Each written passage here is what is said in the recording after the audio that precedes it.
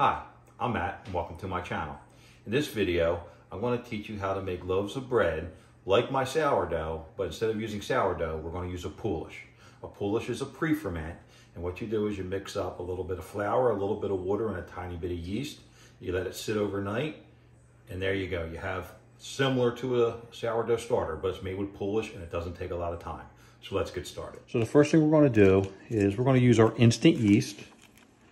And we're going to take 1/8 teaspoon. I'm going to put that right in with the flour. And then we're going to take our whisk and just mix it around a little bit. We're going to add 100 grams of water. So it's 100 grams of bread flour, 100 grams of water, and 1/8 teaspoon of instant yeast. You can see it's fairly wet. Okay, now we're going to cover this. Set it in a nice warm spot. And we're going to let that yeast, that tiny bit of yeast, work its magic. So I will set this aside and we'll come back in the morning and take a look and we'll feed it. Okay, so it's the next morning. It's been about 14 hours since we mixed our Poolish. Let's take a look. Okay, take a look at that. See how it's nice and bubbly? See all the bubbles? That's perfect. It's nice and light. It rose, filled it most of the bowl up. So we are well on our way. Okay, but here's our 200 grams of bread flour, our 200 grams of starter. We want to add that. And then we have our 200 grams of water. And now we're just going to mix it up. You can see that looks pretty well combined. And you can see the consistency of it. It's fairly wet, just like it was last night. That's perfect.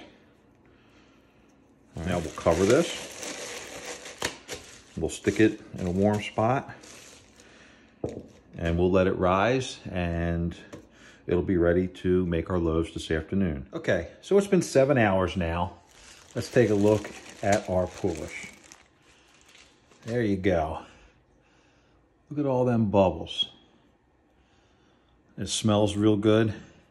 Let's see how light and bubbly it is. It's perfect. Now I waited 7 hours because I was working. You don't have to wait 7 hours. As long as the dough is doubled, it's ready to use. First thing is 400 grams of water. This is about 100 degrees. Okay, we'll put that there. Using the same bowl, and it's going to be wet. That's going to help the sourdough not stick. Now we're going to measure out on our scale 460 grams of our starter here, which is quite a bit of it, almost most of it. All right, get that into the stainless steel bowl with my stand mixer. Now we have 600 grams of white bread flour, 90 grams of dark rye. You can use wheat or any other flour that you want. You could even make up the 90 grams with your bread flour if you wanted to. I like the crust and the flavor that the rye brings to it, but it still tastes like white bread. It does not taste like rye. A lot of people don't realize most of the taste you get from rye is actually the caraway seasoning. Now I'm going to take my whisk and I'm going to combine this. Oh, I'm sorry, that was 20 grams of salt. Now we're going to take this and we're going to gently dump it on top of the wet.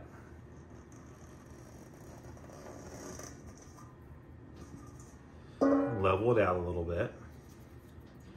Now we're going to stick this onto my stand mixer and set it on its lowest setting. Now we'll watch this, and once it starts to look like it's truly coming together, then we'll time it for 10 minutes. Okay, so the dough was in the mixer for 10 minutes. I turned it out into my bowl here that I'm going to do my bulk fermenting in. And you can see it kind of looks kind of shaggy in the bowl. And I don't like to leave it like this. I like it to leave it into a nice formed ball. So what I'm going to do is I'm going to wet my hands with some warm water. I'm going to shake off any excess water. And this helps the dough from sticking. And then I'm just going to use the same motion that we're going to use later for the stretch and folds. I'm just going to turn it in on itself until it makes a ball. Grab it, pick it up, drop it down, wet my hands again, and then just sort of tuck the sides a little bit.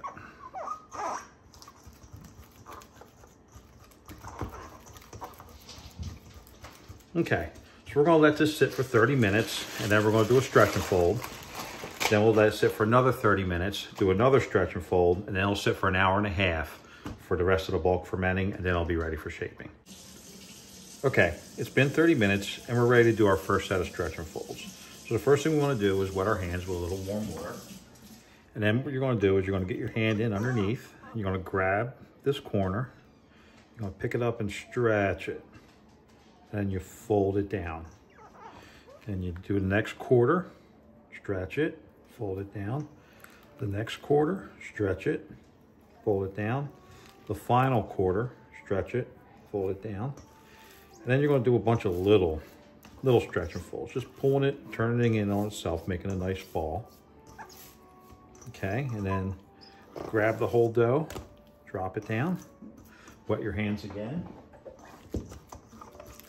And then you're going to just tuck the sides real nice, just like we did before, and do a nice little ball. Now we're going to set this aside and we'll do another stretch and fold in another 30 minutes. Okay, so it's been 30 minutes and it's time for our last set of stretch and folds. And I'm glad, take a look right here. See that bubble starting to form right there? Hopefully you can see it. That's a good sign. Shows us that our Polish starter is active and doing what it's supposed to be doing. So I already wet my hands with warm water. You're going to grab it. Now it's tighter this time because of the first set of stretch and folds that we did. You're just going to do it again 4 times around. You see how much tighter it is? It's not stretching as far. It's a tighter ball. It's kind of holding its shape almost.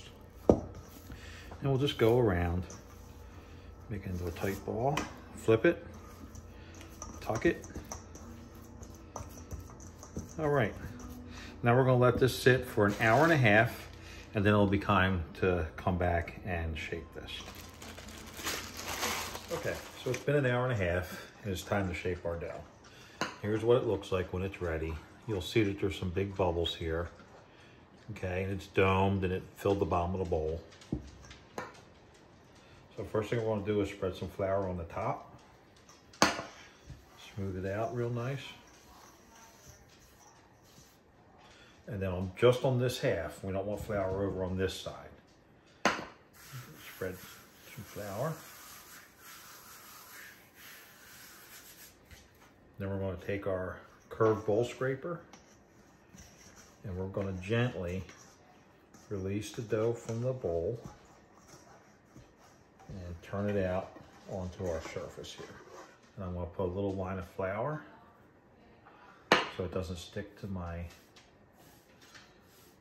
bench scraper. And then we're just going to cut it right in half. Okay. Now all we're going to do is just pull all the edges in towards the middle.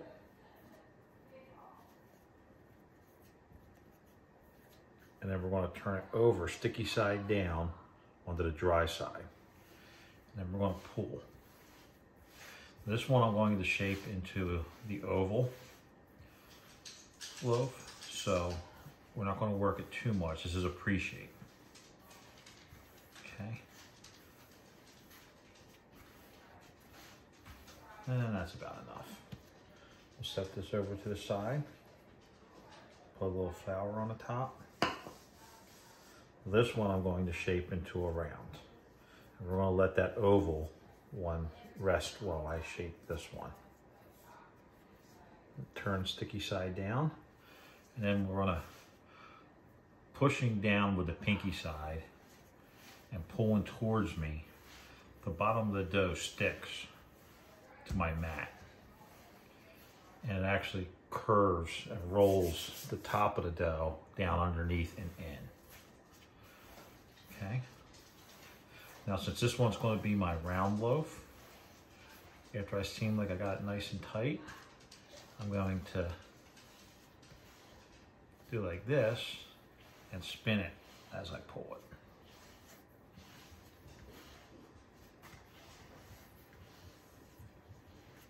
Okay. Then we're going to put a little flour on it. Flip it over into the round. And then I just like to pinch it a little bit where the seam comes together. Okay. Little flour on top. And cover her up.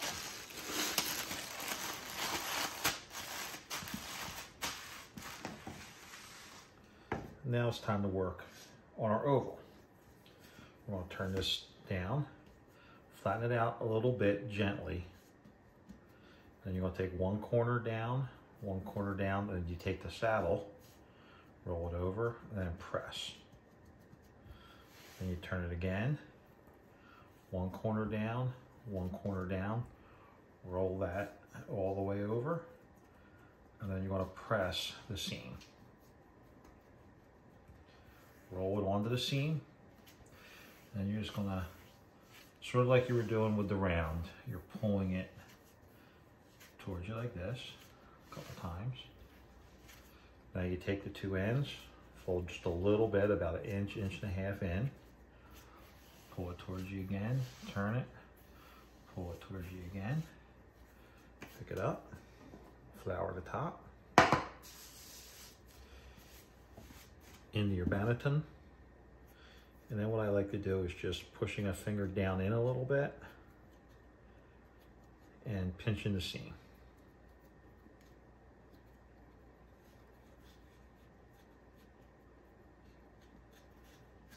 Okay, flour the top, cover it up. Now these two are ready to go into the refrigerator overnight, and we will score and bake them in the morning. Okay, good morning everyone. I just took these out of the refrigerator and we're going to move fast now. I like to get these from the refrigerator and into the oven as quickly as possible. I get better results on the oven spring that way. So the first thing we're going to do is get a little cornmeal on the bottom of each loaf. And we're just going to spread it around. So we're going to put this onto the Lazy Susan, flip her over, gently remove my proofing basket.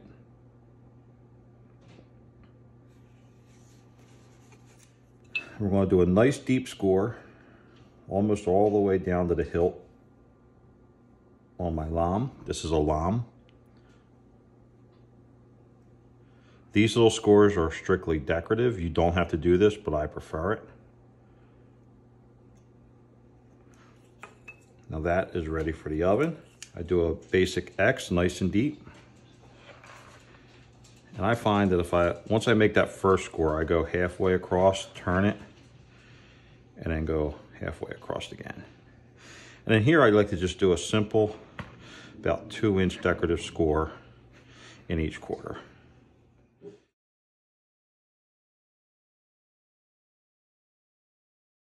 And here you go. Here are our loaves of bread, fresh from the oven. And as promised, nice, beautiful. They passed the thump test, both of them. Okay. This is the decorative score. This would be your, what they call oven spring, is how big it gets, but this area here is that what opened up. And that's how you can see that there's good oven spring. They both opened up a lot. Nice height on them. They smell wonderful. And it didn't take 2 weeks to start a sourdough and 2 months for the sourdough to mature enough to make wonderful loaves. We did this in just a couple days and a little bit of patience. So there you go. Anybody can make beautiful loaves of bread, and you don't need sourdough to do it. Thank you. I hope you enjoyed the video. Please like this video and subscribe to my channel.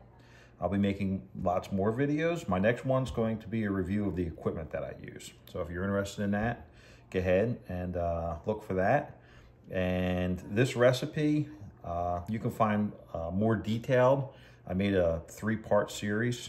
That's sourdough, but with the exception of the sourdough part, it's more detailed on how to make these loaves. Thank you.